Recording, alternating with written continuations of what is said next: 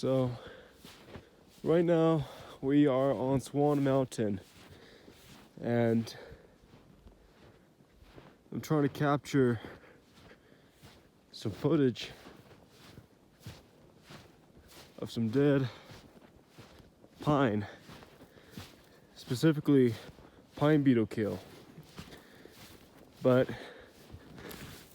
the pine beetle kill has been significantly reduced compared to 3 years ago due to the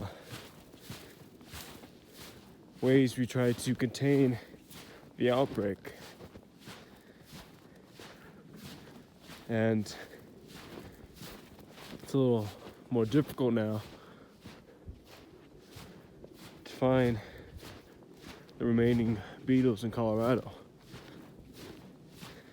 However, they still are a threat because now they're not only in the Rocky Mountains, but also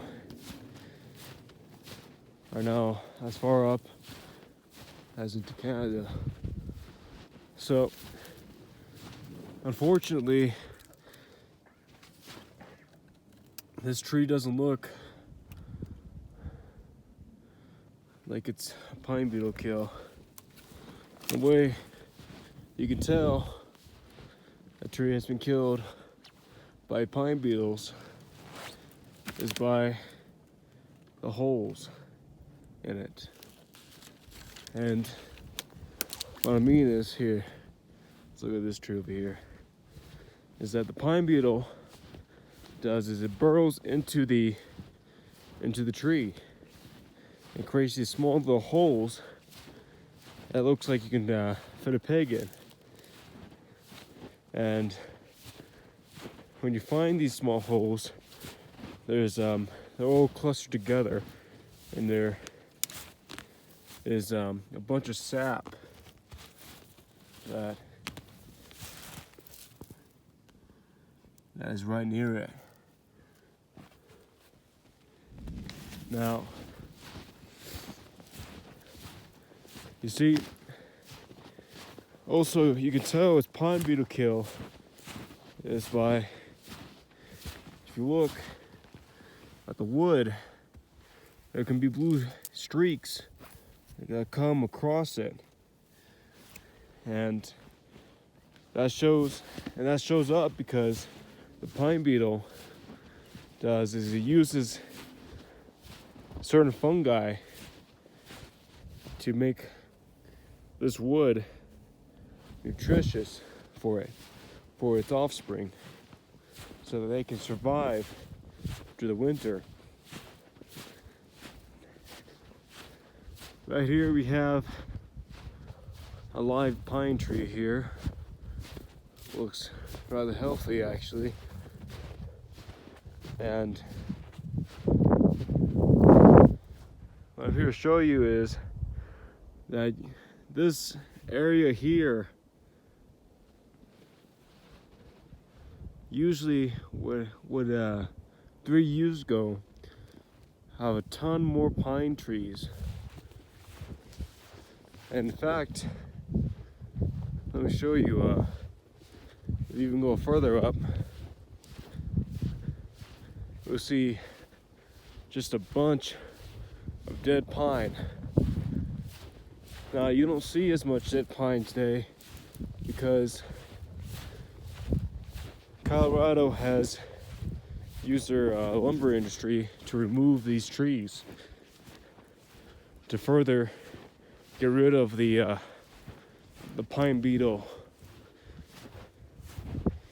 the pine beetle outbreak, to further control it.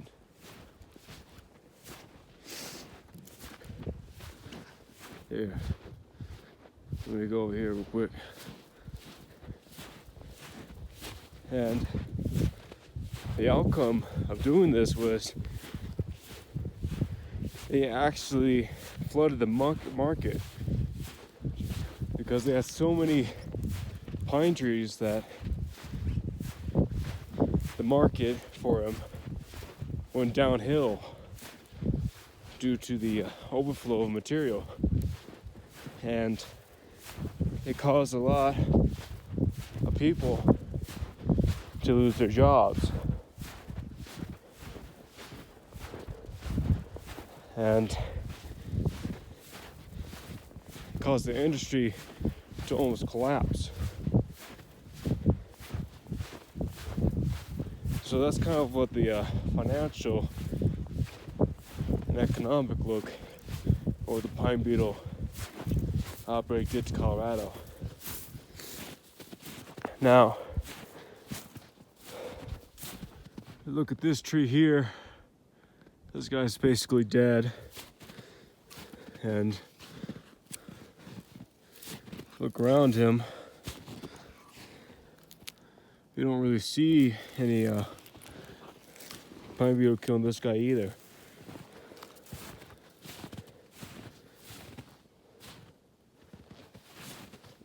But anyways, so that's probably why the outbreak started. It was because the warm temperature, really. You see,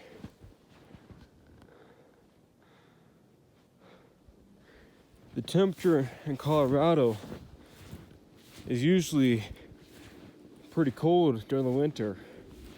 Usually there's a lot of snow, and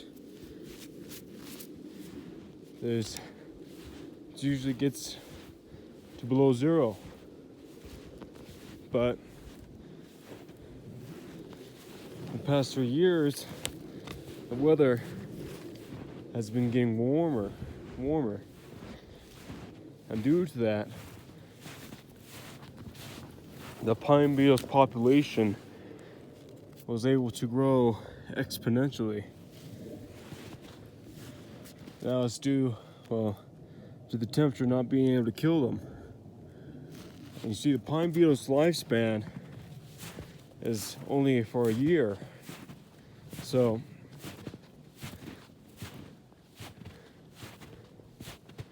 it's during the summer and during the winter that they're active. And what keeps the population down is when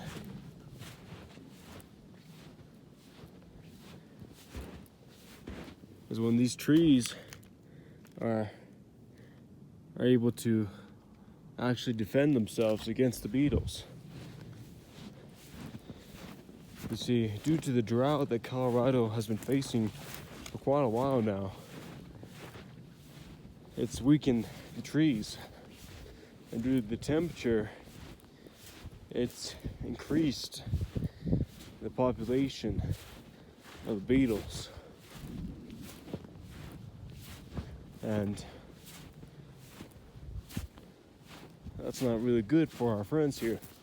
The reason for that is that due to the exponential growth of the beetles, it allowed them to not only attack the old and diseased trees, but also the healthy ones as well.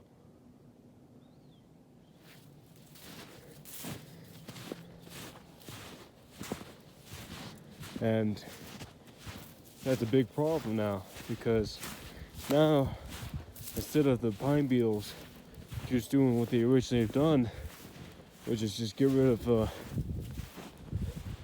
all the old trees and the diseased ones as well, now it's going after just old trees in general, old pines, which caused a lot of the pine population in Colorado to decrease significantly.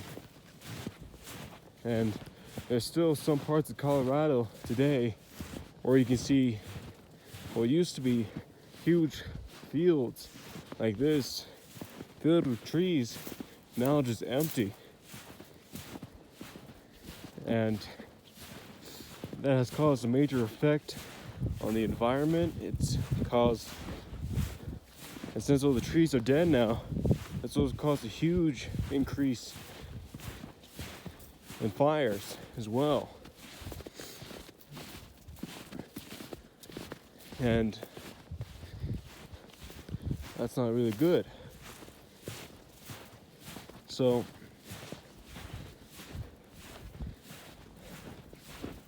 what Colorado started to do was they started using pheromones that the female pine beetle secretes, place them in controlled areas so that they can kill the pine beetles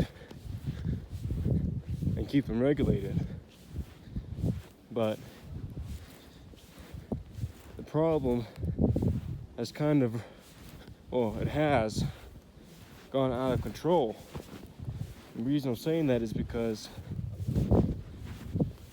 it once just stayed in the Rocky Mountains, but now it's gone all the way up to Canada.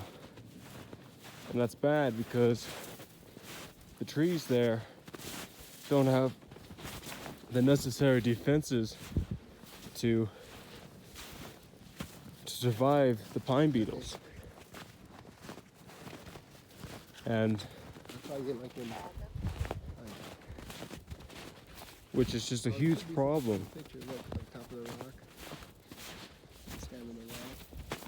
Now,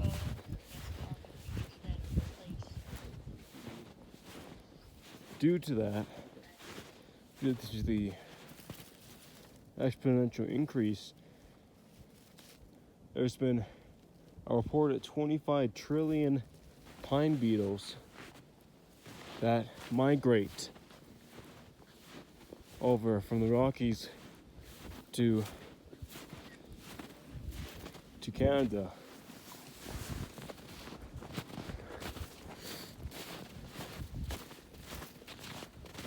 So it's now being an invasive insect, because now it's migrating to environments that it wasn't originating from. And here in the Rockies, the trees have adapted to the pine beetles and now have a mechanism, a defense mechanism, to stop them. But in the other places that the pine beetles are now at, they don't have the same defense mechanisms. So the pine beetles are now very easily taking over all those forests and creating all those dead trees,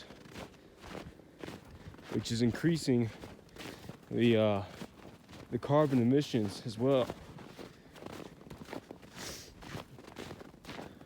which is just making the situation even worse, because the carbon emissions are basically doing the greenhouse effect and causing the temperatures to rise in those areas, which just in itself just causes the problem to keep spiraling out of control, because the temperature just keeps increasingly rising, allowing the beetle population to grow even more.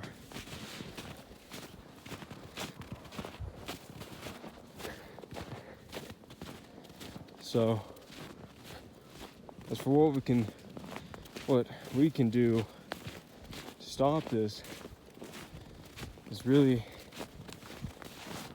we need to try to stop global warming from happening, which in itself is a big ordeal, not very easily solvable. But if we're able to at least decrease the speed of it, then these small issues like the beetle population will decrease as well. We might be able to get a hold of the situation, get more control over it, and maybe be able to stop it. So that's really it on the beetles. Thank you. Goodbye.